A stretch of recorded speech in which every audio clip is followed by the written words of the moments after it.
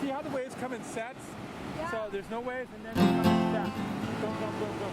So believe it or not, these waves started right off Australia. That's where the storm was.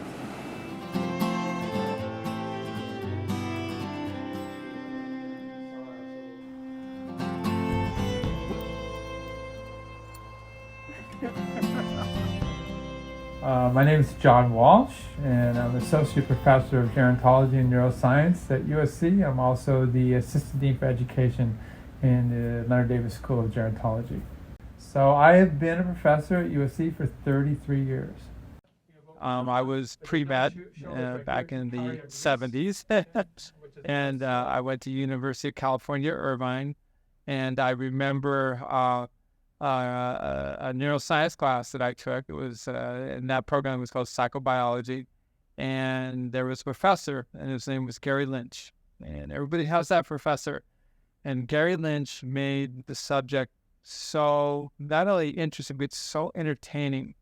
And I used to watch Gary Lynch, and I thought to myself, I would really love to be able to do what Gary Lynch does. I applied to one school as an undergraduate. It was UC Irvine because I wanted to surf in Newport Beach. That was my whole reason for choosing that school. That is the reason I got graduated UC Irvine with a 3.0 GPA, and it was a lucky 3.0. I originally thought I was going to go to medical school. I was hoping to, but I was such a surfer that it really destroyed my GPA. And so my GPA was never going to get me into medical school.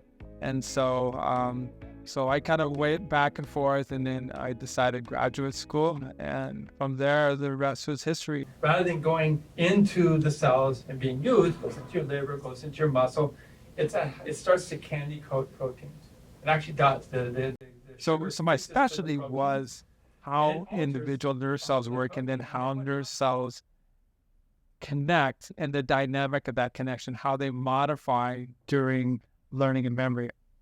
I decided that because the majority of work has been done in learning and memory, and it was done in large part because it was a more easier system to record from. And I decided I'm going to go into the basal ganglia, and these are brain areas that, when they go wrong, are involved in a number of movement disorders, including Parkinson's disease and Huntington's disease, super vulnerable to stroke as well. And so I chose basal ganglia. And the lab at UCLA was not really an aging program. It was actually looking at developmental. So looking from very, very young mammals until they became mature adults. But I always knew that this is a brain area that is seriously impacted by age-related disease. And so I had kind of had my eyes on, when I get my own lab, I'm going to make it a Parkinson's lab. I'm going to make it a stroke lab, and then also really understand the background of aging that this brain area undergoes. So that experience in college. So how does it impact the way I relate to my students? I think probably the most important thing is it gives me real perspective, and that everybody is just trying to grow up. That we're kids, we're young adults in college, but we're still making a lot of kid mistakes. And everybody deserves a second chance. Everybody deserves a third chance. And if somebody's having problems, it's really important to reach out to them and see what you can do to help. And I think that is lacking. I get that feedback from a lot of students when I sit them down and I help them out through tough times and make sure that they do well in my class, and give them accommodations, and make sure that they have a path. They said that no other professor does that, or very few professors do that. And I think when I look at my experience, I can certainly relate to what they may be going through, and I'm more compassionate. Yeah, so I mean, in its personality, my dynamic, my relationship with students, sometimes students have my similar interests. What up, Professor? So I'm still a surfer, and so there are a number of students that were surfers, are surfers now, that we had that connection. We still have that connection. Yeah, we've been surfing together, what, 25 years? Something like that, yeah. At least, you know. This guy's legend around here. Still charges after all these injuries he had. He still paddles out every day and surfs. It's awesome. Inspirational. I look at this guy, I'm like, oh my God. Yeah. The addiction of surfing is you're mastering this really unruly part of nature. Waves are super powerful. No two are ever the same. So it's just changing and dynamic. Things happen so quickly. You're just enveloped by nature. I have run into multiple sharks, and it's incredible. You know, you're surrounded by fish all the time.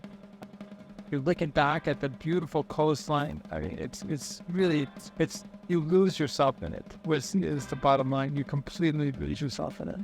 I grew up actually east side of LA, Monterey Park in Montebello, pretty far from the beach. So it's like, how did you become a surfer?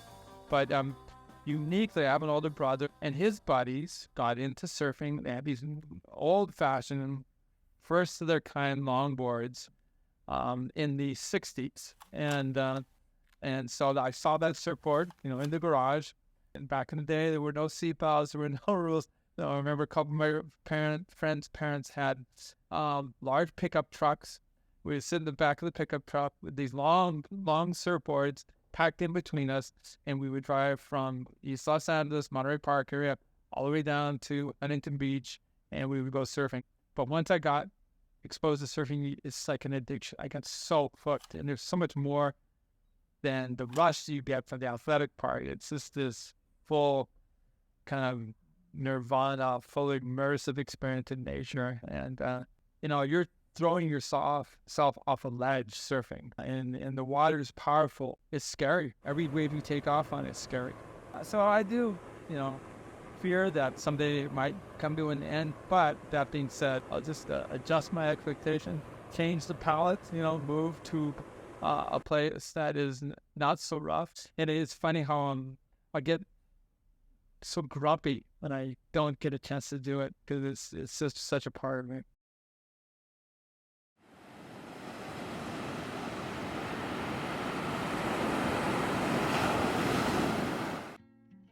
Oh, yeah, why didn't I go surfing today? Well, unfortunately, after 50 years of surfing, I kind of shredded my bicep tendon, and then last week, when I went surfing, I actually severed the biceps tendon, and so you can see I have a Popeye arm now. Having a downtime from injury is impossible. My total essence is surfing. It's my being, I get all of my stress relief and well-being from it, and realistically, it is a bummer, but it's all part of aging. But you know what? As long as I can get up and go, I'm going to do it. Again, you lower your expectations. I can't go out in the giant waves doing the crazy things I used to do. But I can still go out there and have fun in waves that are, things that are a little bit more user-friendly. That's going to be my approach. So you don't think you'll ever stop? No, I'm never going to stop. I'm never going to stop. The day I stop is the day I'm no more. So.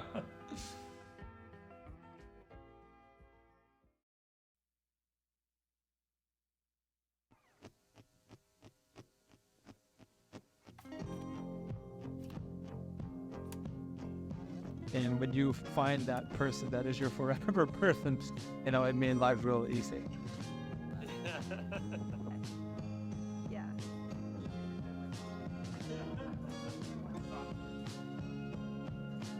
When I was in college, I got a job I was going to Rice University, and I got a job at a medical school that was across the street, University of Texas Health Science Center in Houston. And I started the job at the beginning of January, and so I'm sitting at the desk in this little laboratory, and John walks in because he's looking for his friend who worked in that lab, and she wasn't there, and I'm sitting at her desk, and he walks in and says, "Who are you?" And I'm like, I'm the new girl. I'm the new woman in the lab. And it was kind of love at first sight.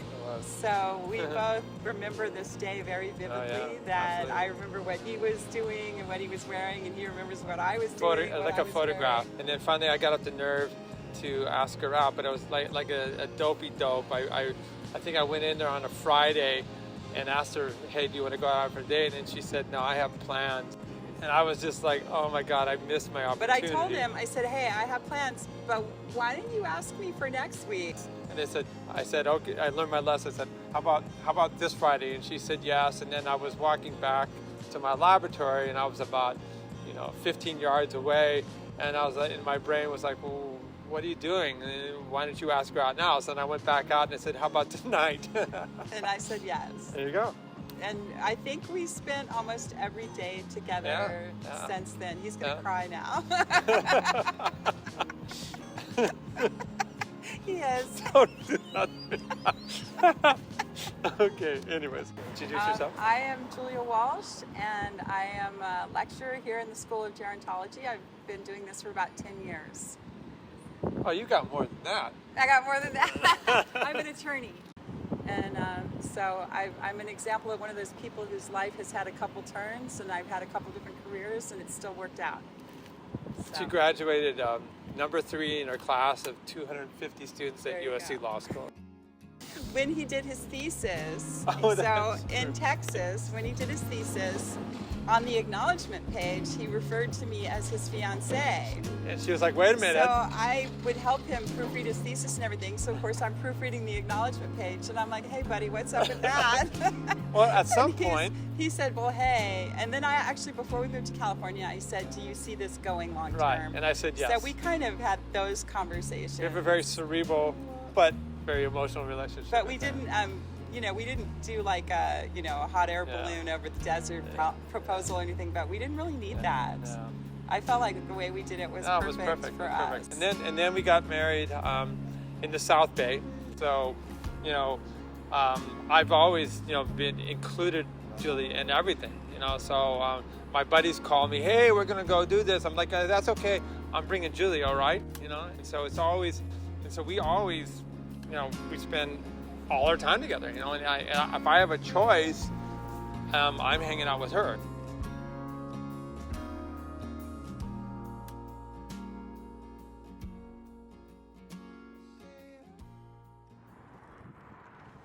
The other day I got a letter from Julia Walsh in California. Earlier this year, Julia was diagnosed with leukemia and lymphoma. I have a lot of things to worry about, she wrote. But thanks to the Affordable Care Act, there are lots of things I do not have to worry about, like whether there will be a lifetime cap on benefits or whether my treatment will bankrupt my family. I can't begin to tell you how much that peace of mind means. That's what the Affordable Care Act means to Julia. Yeah, so my wife, Julia, has leukemia. It's a chronic lymphocytic leukemia.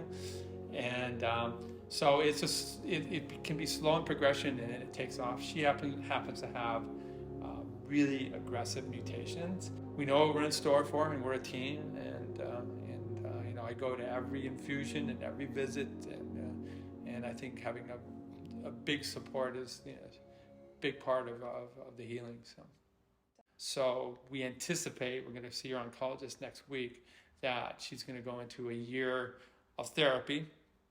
And what it does is it kills off all of your antibody-producing cells. It kills off, so her cancer is the B cell, which is the antibody, but a hard B producing cell. So you kill off all the cancer cells, but you also kill off the good guys.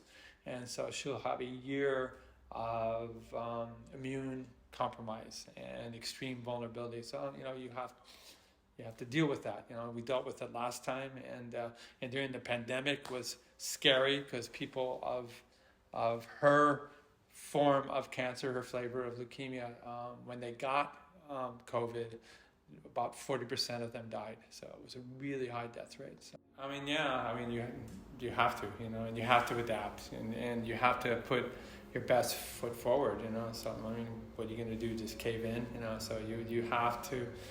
And the most important thing is you go about it with information. So we just educate ourselves and educate ourselves and educate ourselves. At the time, unfortunately, they thought I had a more aggressive version, and if I had that more aggressive version, I would have had like a couple weeks to maybe 2 months to live.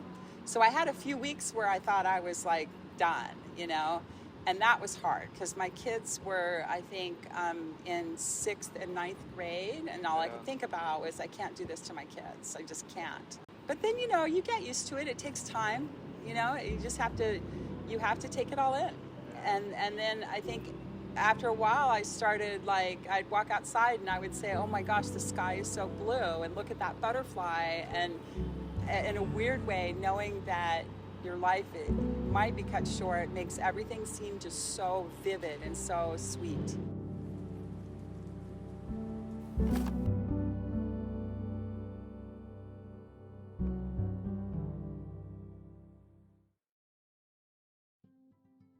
I mean, it's colloquial, but you do have to live in the moment, Yes, I planned for the future, and I went to school, and I had big aspirations, but I also, every step of the way, grabbed life and lived in the moment. I don't have any regret for all the millions of things that I've done. Like I said, I've traveled the world surfing, and it's been just, that was my fulfillment, and had lots of fun in the classroom, and spent time with students. That may have not been the greatest thing for my research career, but it was something that I really liked doing. So it was just me always looking to live in the moment.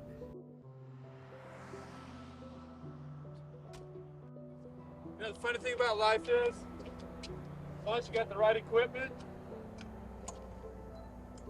and the right amount of preparation, pretty much do anything. Yes, sirree. The right tools, proper training, and the sky's the limit.